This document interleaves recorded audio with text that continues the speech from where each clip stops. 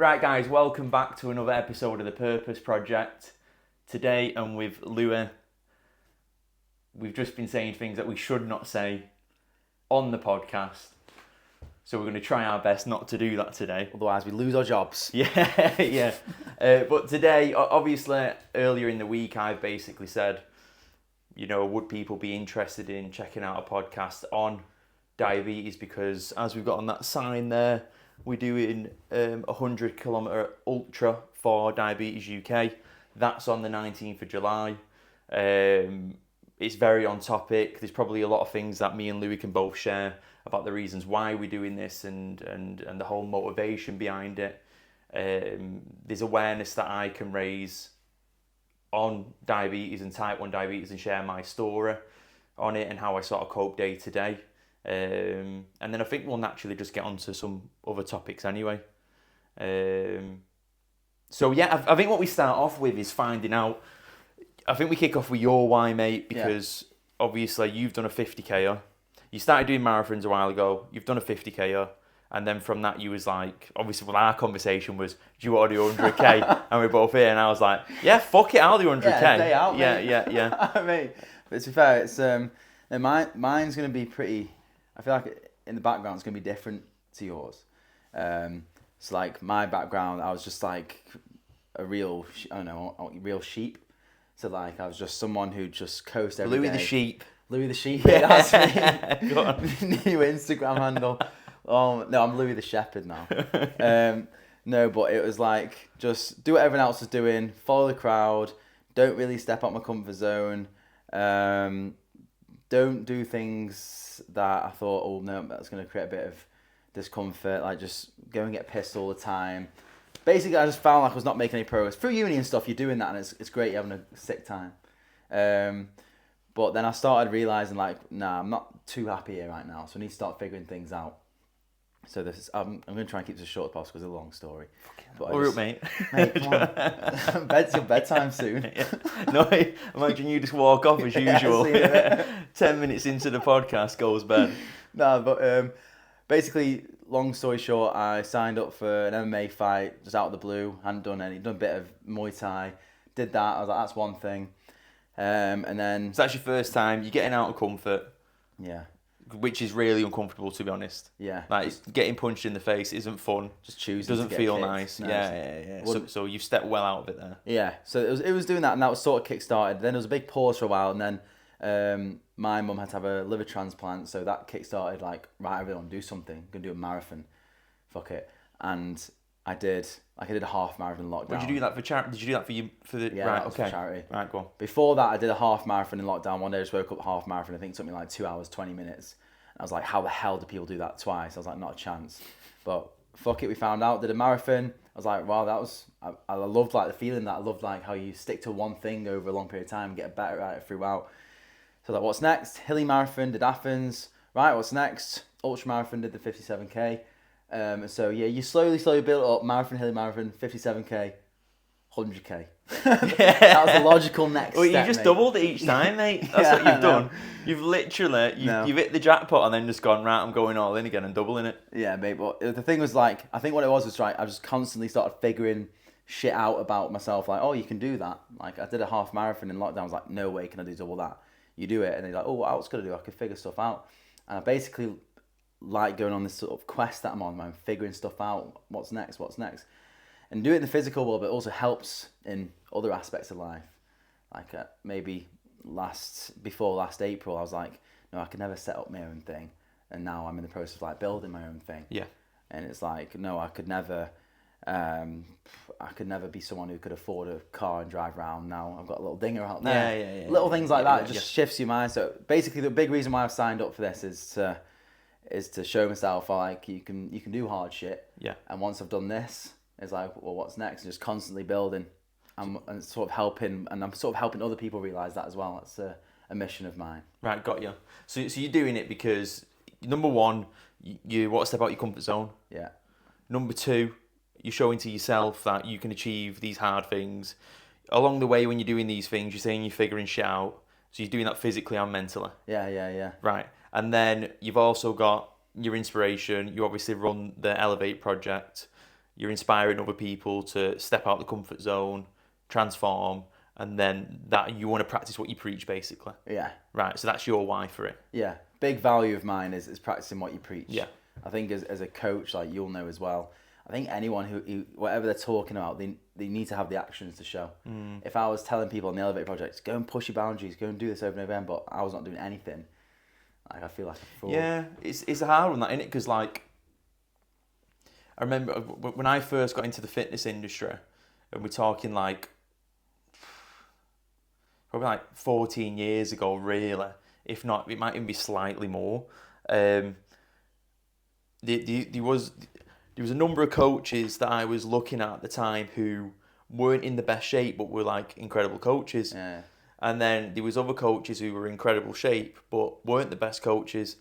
But I feel like any coach that is like top of the game has had a level of experience. It might not be the elite level, but they've had a level of experience and living and breathing that in order to be able to do what they do and teach what they teach. I think it's very hard to get people to follow you or to be able to relate to people if you've not kind of like stepped in their shoes to some extent. Yeah, 100%. But even if you're like wanting true growth yourself, I just don't think you'd make that step if you're not deep down. You're probably not believing it yourself if you're not doing it, and that will provide a cap, a ceiling to what you're trying to do.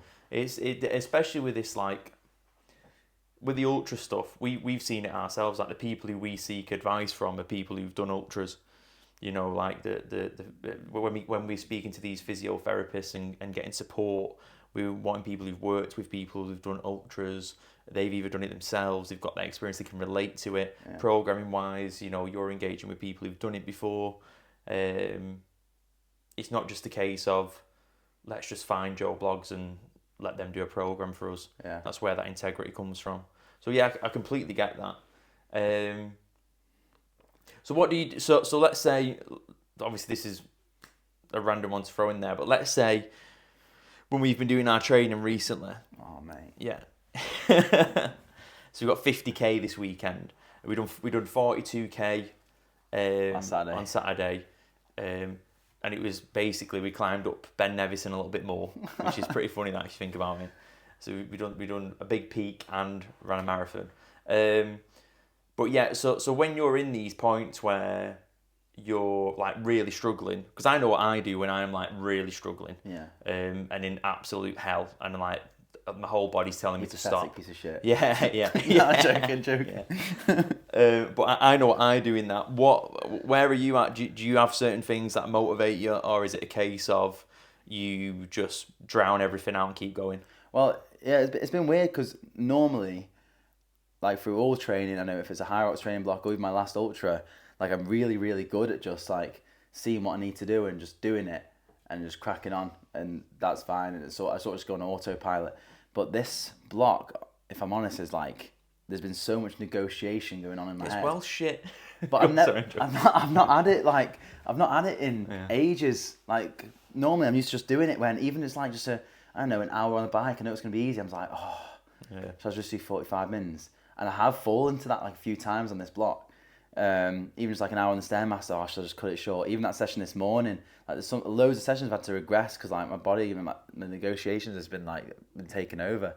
Loads have had to come over, but it's just been like every time I've struggled for an hour on the bike or Stairmaster, I'm literally going to be out in the hills for like around 15 hours. Yeah. I can't complain for an hour, so I keep having to remind myself you probably very high likelihood that you're going to be in some sort of hellhole, whether it's 2 hours in, 13 hours in. So try and suck whatever this up is. And like sometimes it happens with training. Like it'd be mint if you could rock up on form every single day, smash it out.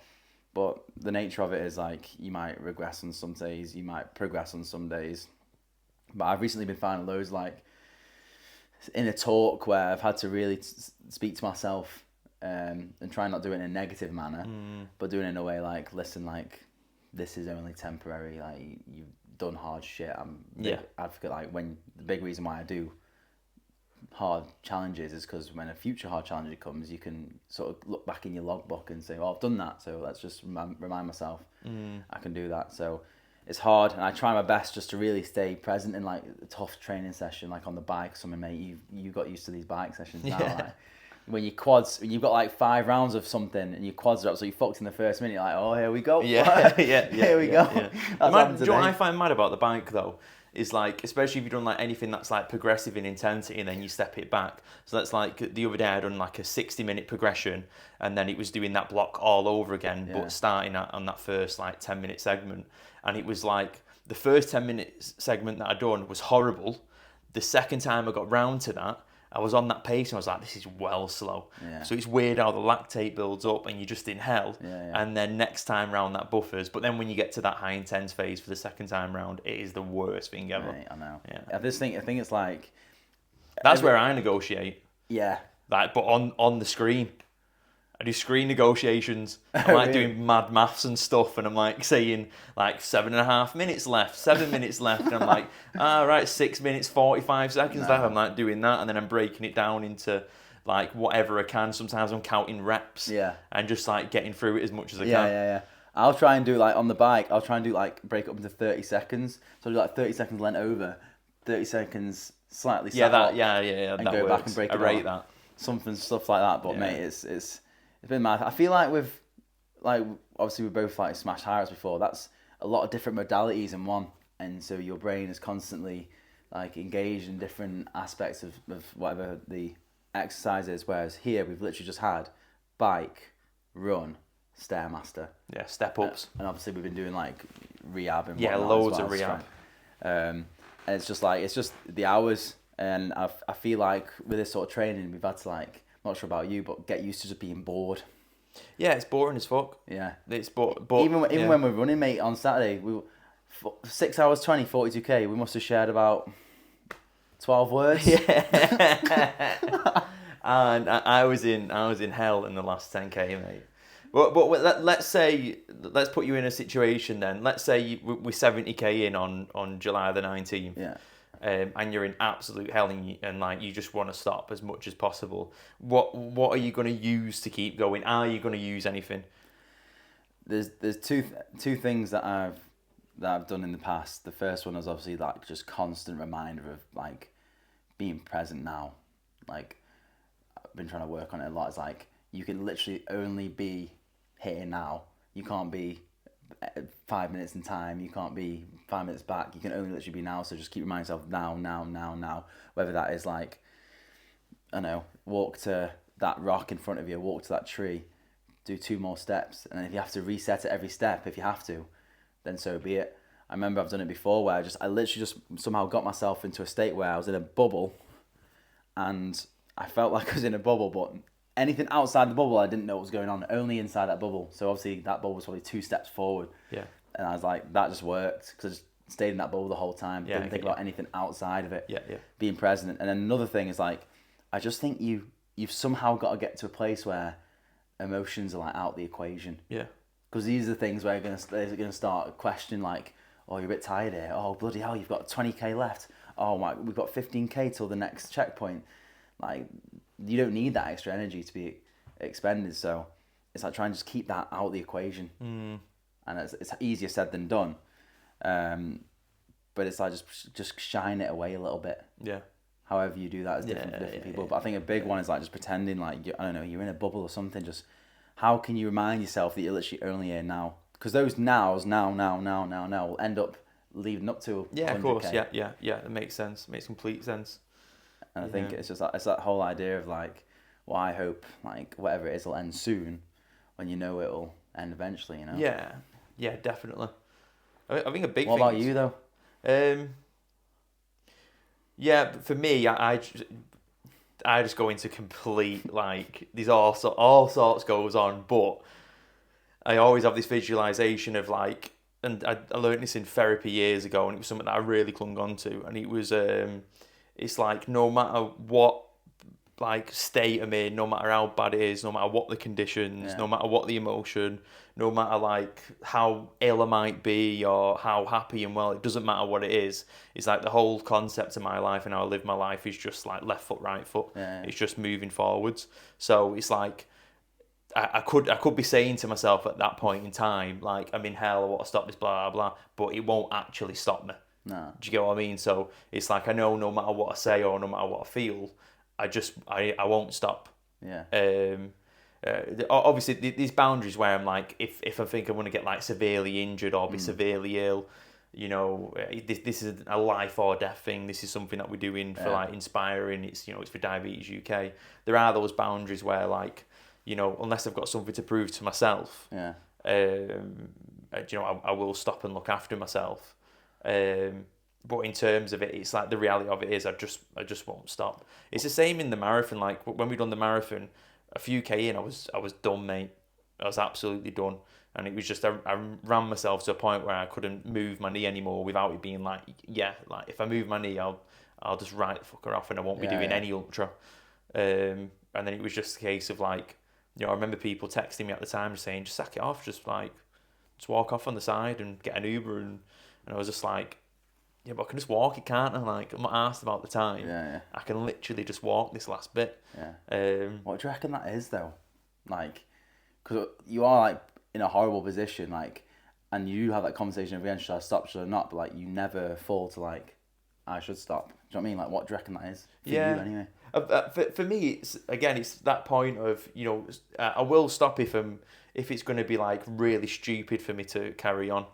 And then I'm constantly weighing up that, like, the risk of it, reward, you know, what's most important to me. What's strategic resilience. Yeah, that's exactly what it is, mate. Strategic interference, sled interference, mate. I'm going to do 100k, 100k ultra interference to you, mate. I was going to get in your way for the 100k. Mate, we're going to be having fights with those poles now. Both our poles are going to be fucked 2k in because we're smacking each other with them. See how many other people we can piss off. So yeah, it's. I think it's just a case of like, where it comes from and what it is. Like for me, it's very much weighing things up, and then if it's too much, I'll stop. Yeah. If I feel like this is the time I need to push forward, I will push forward as much as I can. Yeah. And I think that just comes from like being like really aware of what you're doing, how, you know, what you stand for, why you do things, like your whole purpose, your whole why. That's what the Purpose Project's about. It's about finding out why people do what they do. Yeah. Like I'm very clear on why I do what I do. Well, you practice that every single day, don't you? Yeah. So as a result of that, you know, in those moments where like, you know, I can be the lowest of the low, it's like I'll still step in the direction I know I need to go at in that point in time. Yeah. And also, the reason why I asked the question on motivation was I know some people have like really deep motivations, like they'll dig deep and they'll like remember a certain time of their life, or, you know, in that moment, like I'd like to think like I do have moments day to day where I remember certain things and it'll give me motivation and I can use it for short motivation. But when I'm in hell, mate, and I'm suffering like mad, I don't dig into that stuff really. You know, it doesn't, and if I do dig into it, it gives me too much energy too quick, and then I'm fucked. Yeah. I'll sprint up 10 metres up a hill and then be like, right, I can't sprint now. Yeah. Rick, why sprinting, mate? I've got cardiac, I'm like, about to die.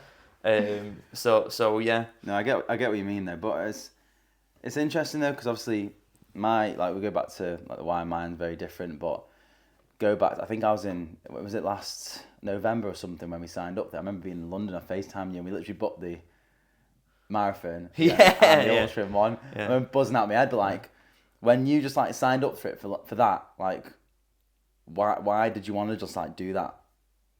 Oh right, so when I got diagnosed as a type 1 diabetic, I remember having a conversation with the nurse at the time, and then at that it was all the unknown, so it was like, right, you know, your entire life that you thought you were going to live has just changed in an instant basically. Yeah. And the whole process before that was crazy because the diagnosis took so long and like I didn't really know what was going on. I was like, this is going to sound really morbid, but I was preparing to die. Like that's the state I was in mentally. Like I'd go bed at night and because I was so ill, I was like, I wasn't planning on waking up. Yeah. And it was it's a really strange time to go through. So your whole life's just kind of like just gone completely upside down. And then you're having this conversation with this nurse, and this nurse is just like, you're going to be fine and you're going to live your life and do everything exactly how you wanted to do it.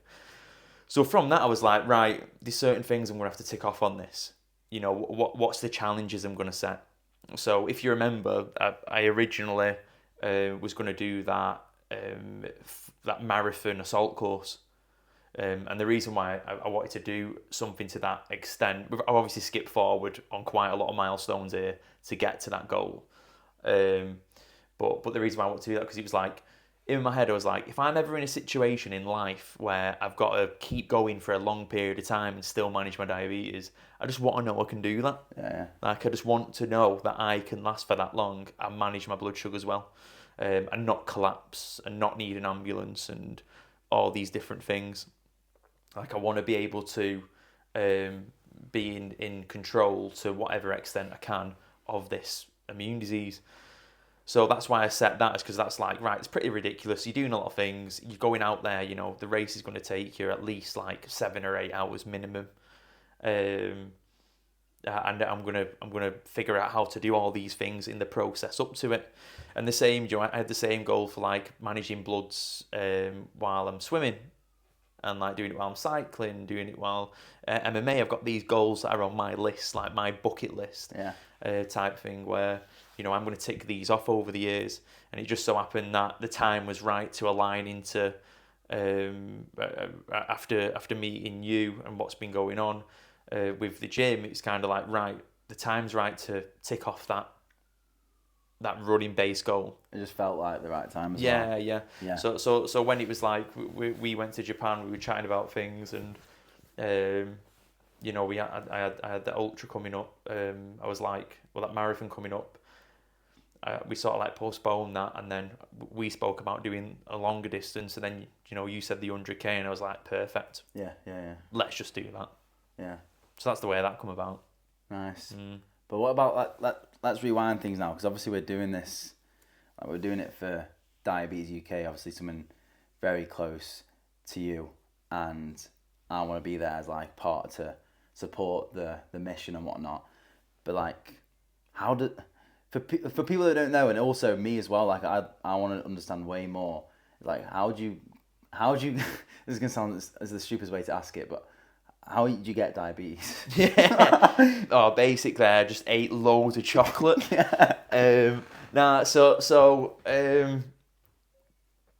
thing with, there's two types of diabetes. One's insulin resistance, and then the other one, you don't produce any insulin at all. Yeah. So type 1 basically is where your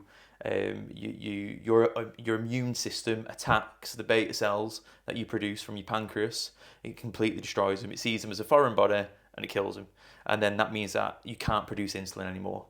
So that's type 1 diabetes. Type 2 is insulin resistance. So through diet and lifestyle and, you know, hereditary issues, you can become very insulin resistant. So that means that, for example, if you eat something high in sugar and you aren't accessing insulin very well, you can't bring your sugars down well. You can bring them down, but you just can't do it as well as somebody who has good insulin sensitivity. So that's the difference between the two. Like I say, type 2 is usually through the reasons I just mentioned. Then type 1 is, you know, you are predisposed to it if it runs in your family. But apart from that, an immune response usually comes from some type of stress or some type of, you're carrying some sort of gene, basically. With me... How did you find that it came about? The diagnosis for me was, they think it was stress induced, so it's stress onset. So from the lifestyle I was living, work wise and everything that was going on, basically just come to a point where my body was like, something's got to give. It's constantly on high alert, and it just turns on something within the body and attacks it. Right. And breaks it down. So that's as far as my understanding is of it, and the way it's been explained to me. Yeah. That's how that stress induced onset of diabetes comes about. So I was just living like, you know, I was working, and I know some people say they work 80 hours a week, but they just sort of exaggerating. I was working 80 hours a week. Like, I was coaching. I was up to coach, like, I'd be getting up at 4:30, 5 a.m. I'd coach until 12. I'd do some computer work, have lunch, train, and then from 3 p.m. sometimes until 10 p.m. I'd still be coaching. Every day. Yeah, and even on weekends I'd work basically a good like 8 to 12 hours on a weekend of just like in-person stuff. And then from that, you know, I'd be doing computer work into the evening then as well, because that had to fit in somewhere. And I was just non-stop all the time. And it was just basically getting to a point where it was like, you know, if you constantly stimulate yourself, something bad's going to happen. People have like breakdowns, don't they? But I feel like with me, because the way I sort of developed my mentality, I was very much like, again, I don't give up. I just kept going. Yeah. And then I realised, again, this is where I was saying that risk factor before. Now I've realised, oh, that was really stupid. Yeah. Probably shouldn't have done that. Probably should have like took some time and like rested, and like things would have been a lot better. Yeah. So the period, like in terms of what happened in the short time frame, because obviously I've lived 24 years without diabetes, and then basically within a 6-week window it's onset, and then you know I've wasted away basically. You just feel ill. Yeah, so the way it happened was, I was at the time was doing training at a gym called Predators, which is like fantastic MMA gym in Manchester, and I was absolutely loving it. And then was with my friend, and he basically he blocked a jab, snapped a bicep tendon, and it was like, well, that's a bit weird. Like, it just snaps so easily. Now I know it is common for bicep tendons to snap in MMA, but it was kind of like I didn't really do much. So that was when I sort of first noticed, like, that was like I must be really weak in this area. Happened, yeah. And I also started to notice, like, the week after, I was like, I've dropped like 4 or 5 kilograms in weight here. I'm not trying. Yeah, just like drops like that.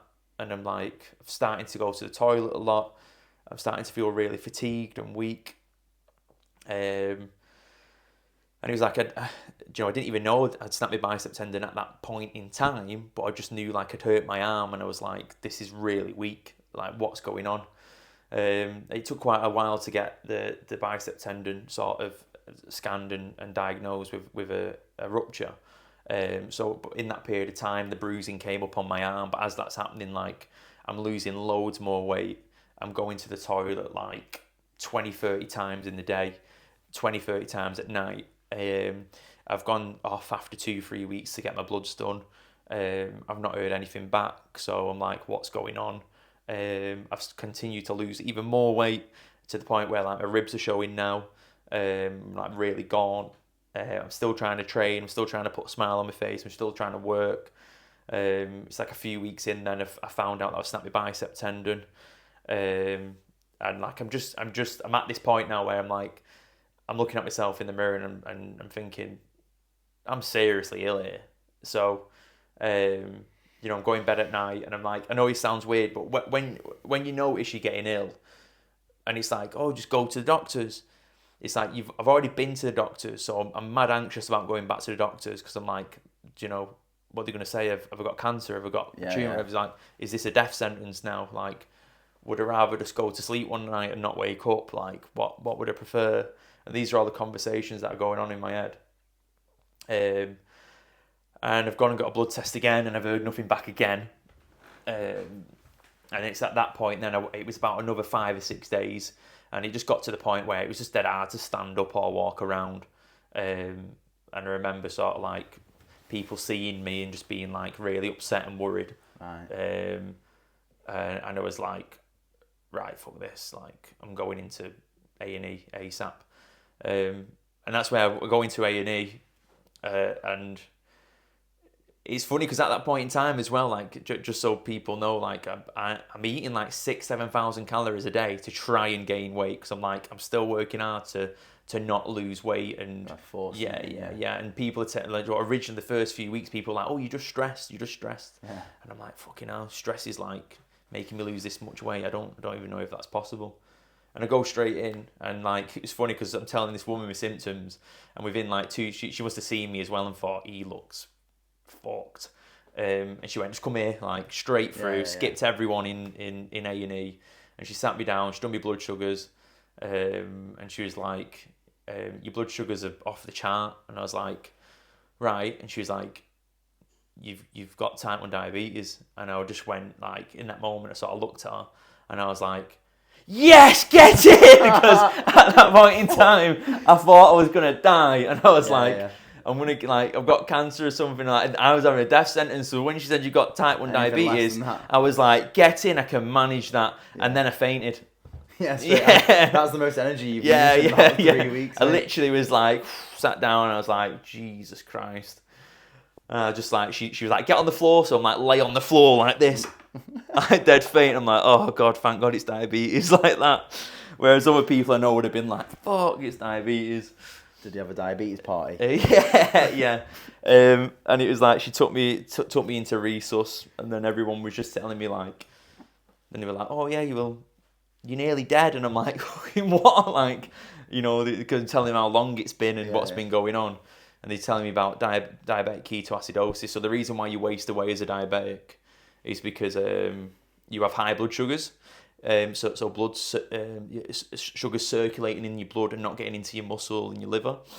And then your body's going, we've not got any sugar in the body at all. So you produce ketones to produce energy. So you've got high ketones and high blood sugar. It just creates this really acidic state, and that's why all my muscle mass wasted away. That's why you get organ failure. That's why your brain shuts down, because you just slowly waste away. So they're explaining all that to me, telling me all this, and then as they're like regulating me, I can literally feel myself filling up, and it was like the weirdest but nicest feeling ever, because my face was like swelling up with like sugar again and carbs, and like I could feel it in my muscles. What do they do? They just put something in your bloodstream, or they just... Yeah, so you've got like you're on like a syringe drive, so they put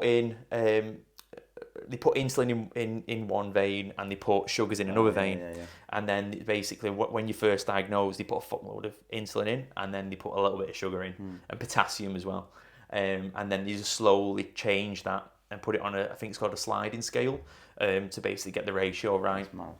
So then I was in there for a few days.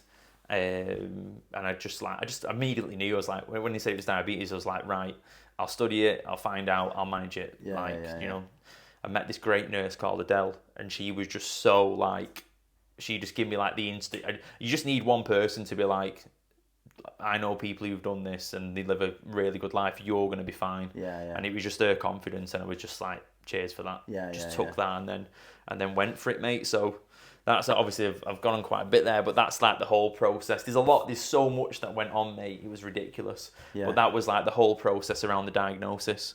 So that, I mean, obviously you're going like through a load of change, because there's now like, you've got to live in a way that's different to how you were living before. The way you eat and stuff. Like what were the challenges with that to start with? The key challenge is like fear of the unknown. So you don't really know how to manage it at the beginning. So everything just feels like, you are studying, you are reading, you are learning, but you just kind of like, everything's like decision focused, like, is this going to be the right thing to do or the wrong? Could it put me into, could I pass out? Could I end up in hospital again? It's all these things. You're like, I've just spent like 6 weeks wasting away. Imagine like the state my internal organs are in right now. Like, what else could happen? Could something else fail in the meantime? So that was like the fear of the unknown at the beginning, but I kind of just sort of drowned that all out. I got some really good advice from another diabetic who's a diabetic coach, and his page is called Type 1 Tom, and he basically really helped me out in the beginning, again, just like coaching wise, explaining the injections, the amounts, how to do things. And he was very much like, because he was on Instagram, he was just dropping me messages, whereas like the nurse I couldn't really get hold of quick. So like immediately, like a couple of days after being diagnosed and getting out of hospital, I was on holiday in Berlin, because like the nurse was like, don't cancel your holiday, go away, you're gonna have to live like this anyway. I think that was just taking that step and getting out of my comfort zone immediately led to a catalyst then of just set the tone for like how you're gonna live with it. It was just kind of like, nothing's gonna stop me as a diabetic. Letting it hold you back. Exactly. Exactly. So and there's that, and there's like, obviously the key things are like how much you inject for what you eat, how you like energy levels are, your emotions, stress levels, sleep, all these things like affect your blood sugars. There's so many things that affect it, so it's just kind of like understanding what affects your blood sugars to what extent, and then how to manage that. And as your lifestyle changes, so does your blood sugar management. And then, because obviously that was the big reason you chose Diabetes UK, the charity. So we'll be a week in and we've already got £1,000. Yeah. That's sick. So like, what would that £1,000 help go to? So it's all funding research basically. So a lot of the research that these diabetic charities do is like how to either prevent people in the future getting diabetes, so how to stop it from carrying on. Yeah. And how to basically make people's lives with diabetes a lot better. And then obviously there's research around reversing diabetes. Like it's well known that type 2 diabetes is reversible. Yeah. That's great. Type 1, however, did not figured out a way to reverse that because it is an immune disease. You're attacking your beta cells. Unless you can somehow get your immune system to go, oh, these cells are okay. Yeah. It's still going to kill them off no matter how many beta cells you produce. But the research is all around that and supporting these people, especially people who are struggling as well. And they do. I'm probably only scraping the surface with what they actually do. Diabetes UK. But it's key things like the tech that, you know, on my arm right now, this Omnipod, you know, like all the research that these charities do goes to create technology like this. Yeah. You know, that's why I put that there before. Do you know how like we actually inject we put these on our arms, and you know, on my watch I can see what my blood sugars are, and basically gauge how things are going day to day. Yeah. You know, that technology wasn't available 100 years ago. I think it's just over 100 years ago. If you had diabetes, if you had type 1 diabetes, it was death sentence. Yeah, how the fuck can you? Yeah, how you couldn't survive it? Yeah. That was basically what you like on the run the other week. Yeah. When we went ghost, didn't we? Mate, we didn't know what was going on. Basically, Rick's, your phone. Do you know when your phone types the password over and over again, it locked it out, didn't it? So you couldn't access your app. So that means we were out in the middle of Kinder Scout, and you had no access of like knowing where your blood sugar levels are. Yeah. So we went ghost for a bit. Yeah, went ghost. Going just in went dark. off feeling. It was funny because at one point I was like, oh, I think I'm having a hypo, and then we carried on going, didn't we? Yeah. And I was like, really thinking about it, and then I think at one point I was like, oh no, I'm feeling a lot better now. And then we just stopped on like the edge of Jacob's Ladder, and I sort of looked out into the distance, and everything was like spinning and like weird. I felt like I was on drugs, and I was like looking at it, and I went, no, I'm definitely having a hypo, and just started smashing pure jelly babies. I was like, oh, I'm not falling down here. But yeah, you know, it is good to be at a point where like you're in tune with it as well, where you know roughly what it feels like to be so high and what it feels like to be so low. With your blood sugars as well. Because I know a lot of people probably wouldn't even go out and do something like that of fear of going too low or too high. Yeah, but you learned from that, because then we went on the weekend and like you brought what you need to bring, and you need to make sure you did what you didn't do last time, stuff like that. Well, that's the interesting thing about the weekend. It's the longest I've been without injecting and eating food since becoming a diabetic. So Yeah. because we were absolutely dying, and it was like we was out there technically for like, because it's from 6:30 to 1:45. It was like such a long block. I didn't inject 1 unit of insulin for that entire amount of time, and I had 3,500 calories. If I was to do that, mate, while I was sat here now... How much you had when you were running? Yeah, 3,500 I ate. Yeah. Whammed it. Just in crepes. Pure cheap Snickers, mate. Racer bars. And then wraps as well. Yeah, wraps. Those flapjacks were like 600 calories each, mate. Oh, God, yeah. Yeah, they're unreal. £7. And then all the jelly babies I ate like a full bag of sweets. Yeah. So yeah. When you do that again on the weekend, mate. Yeah, well, yeah, but it was mint because I only had one hypo in that entire window as well. Yeah, that's you know, I think realistically doing that style of activity, you know, it is hard to manage your blood sugars. So to go that amount of time, you know, close to like 7-8 hours overall with the rest periods in, it's like, if we do that on the 100k ultra, it's reassuring, isn't it? It gives you a little bit of confidence, like it can happen. Yeah. And the other thing is, even if I did have 17 hypos, I'd get out of each one and I'd keep going. Do you get what I mean? So it's like, I'm not saying like, you know, hypos are going to stop me and hypers are going to stop me. It might stop me for a minute, but it's not going to stop me for the entire thing. No. You know. I think it's nice because you're just like, obviously, big thing you do, like you're just figuring out, aren't you? Like, you can do things and not letting diabetes be a barrier. But I guess as well, like, because you're posting all this stuff on your socials, I'm sure there's loads of people who've got diabetes who probably look at you and they see that you're doing that in your story, in your journey, like, oh shit, that gives me confidence to go and do whatever I want to do now as well. Yeah. I mean, I've not. It's been interesting because as as my businesses have grown, like I haven't been as much of an advocate for diabetes as I felt like I previously was. So I feel like a lot of the circles that I was in and the connections I was having, have sort of like died down a little bit. But that's what, like, I'm hoping that this as well just kind of like shows people that even though I might have not been speaking about it, I'm still doing a lot to try and support and practice and improve and inspire others. And it's quite nice to actually, even though I am, this can be a pro and a con. I don't see myself as, I'm fully aware I'm a diabetic. I don't see myself as a diabetic. Yeah. I don't worry about diabetes on a day-to-day basis. Like, I just live my life as if I'm normal.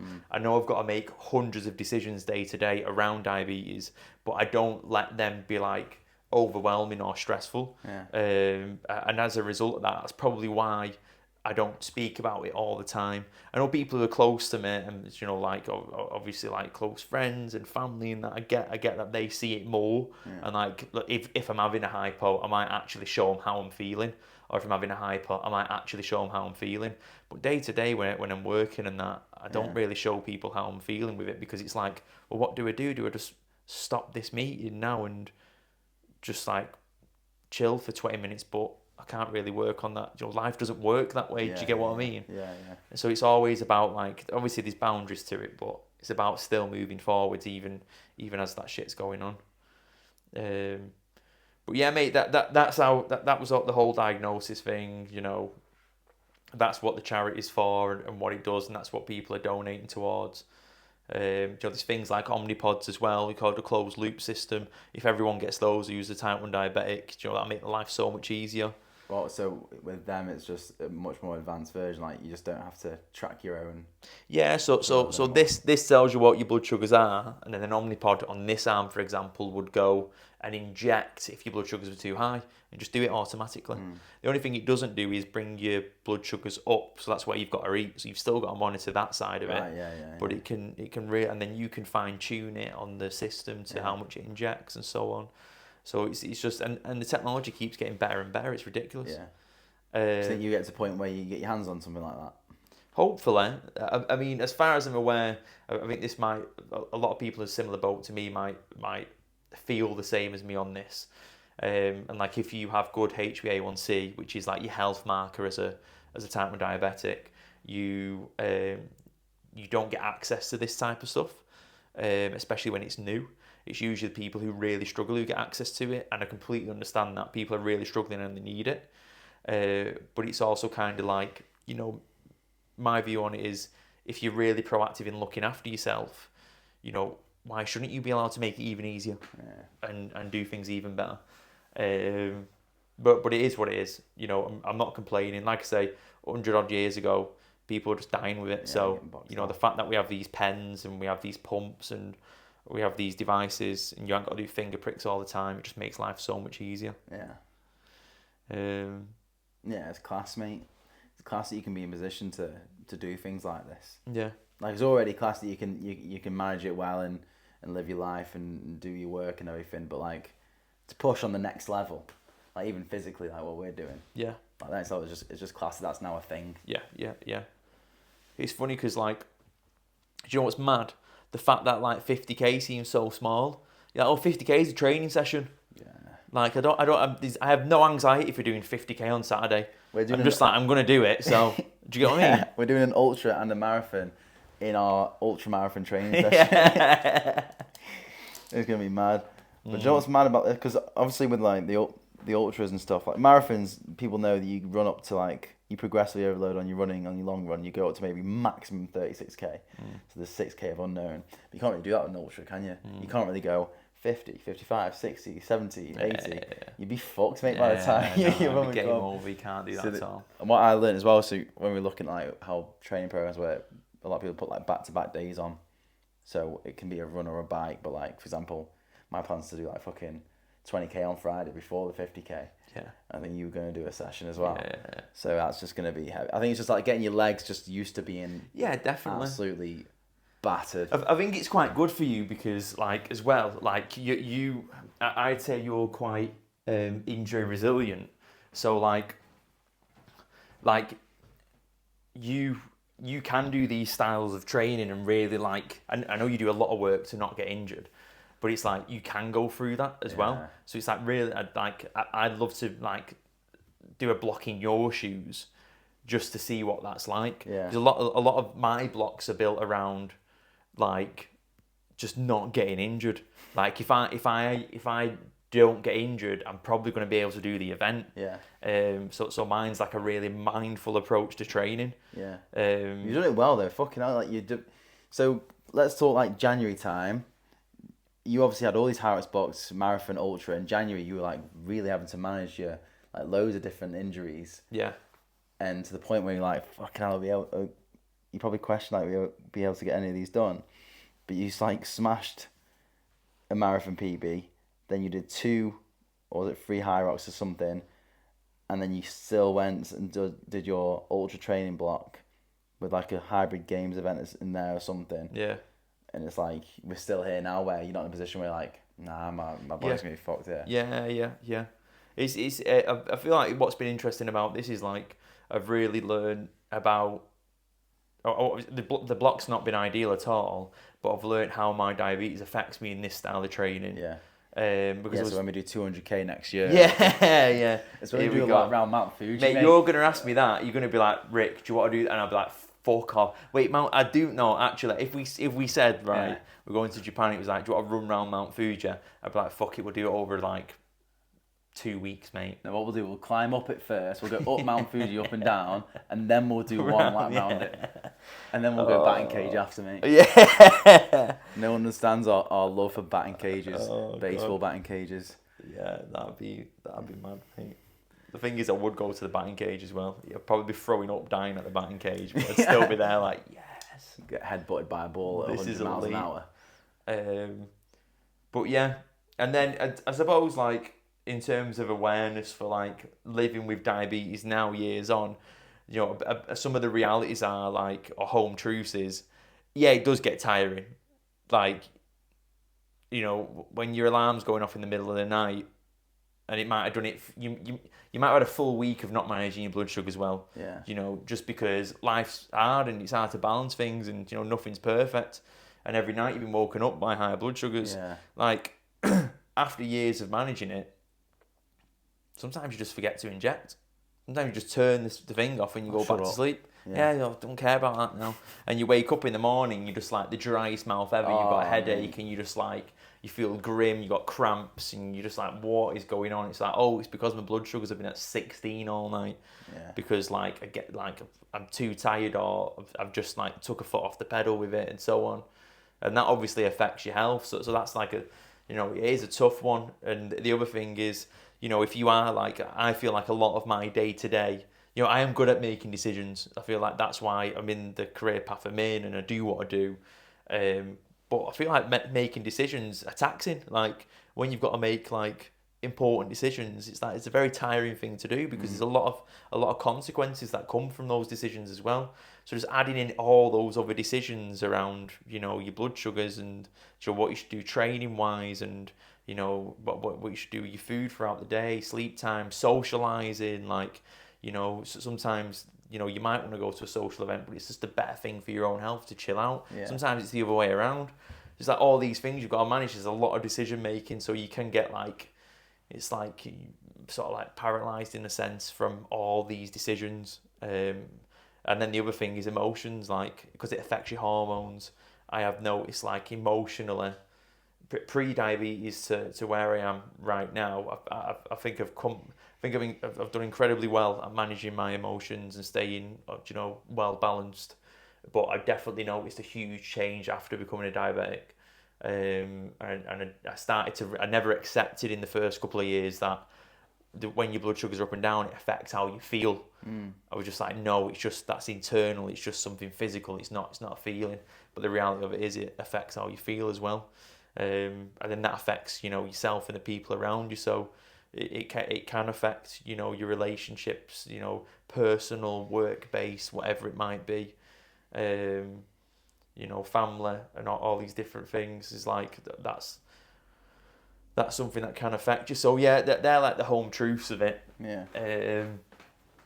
It's just long, innit? Yeah, it's a lot of things that not everyone will see. It's the stuff that you're dealing with every day, like almost like behind the curtain sort of thing. Definitely. Like what's going on. Yeah.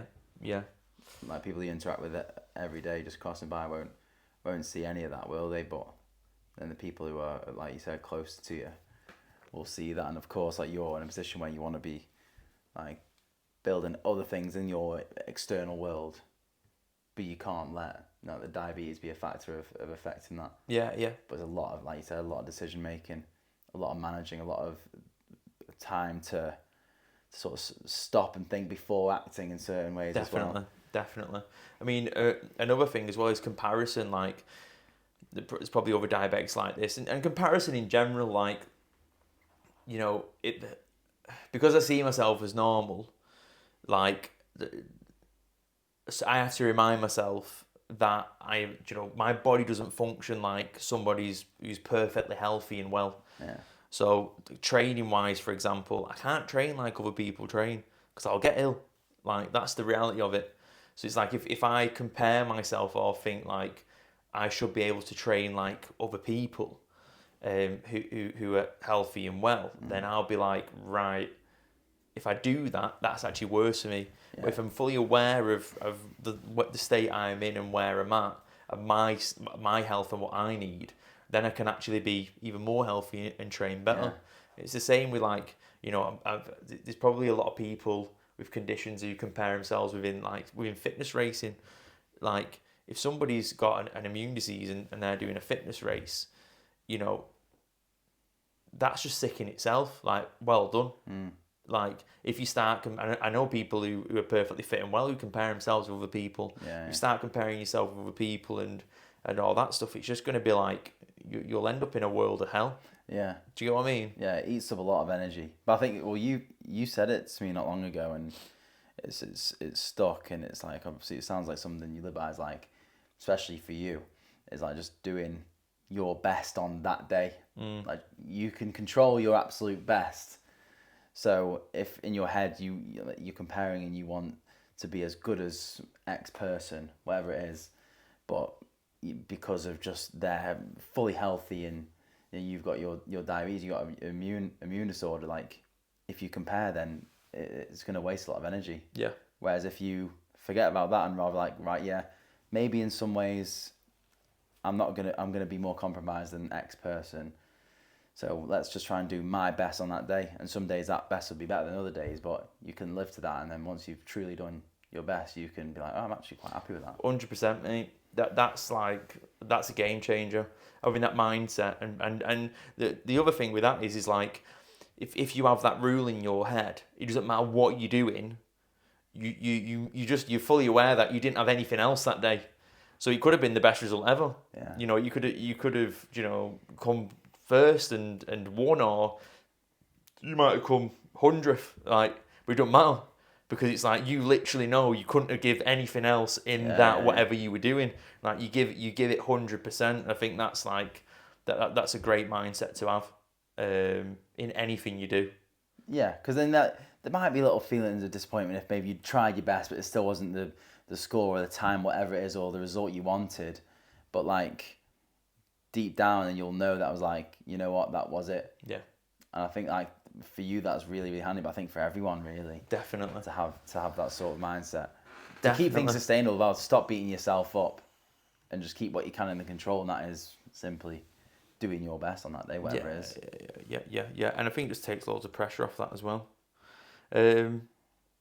But yeah, mate, we was hoping that we would have some questions for this podcast, but nobody asked any questions because you're all snide. Bullshit, mate. Yeah, absolute time wasters. I'm not doing this podcast ever again. Yeah. Do you know what? We're not donating. We keep it. No, I'm joking. It's going to our pockets. Yeah. Japan trip. Yeah. We're using that to climb Mount Fuji.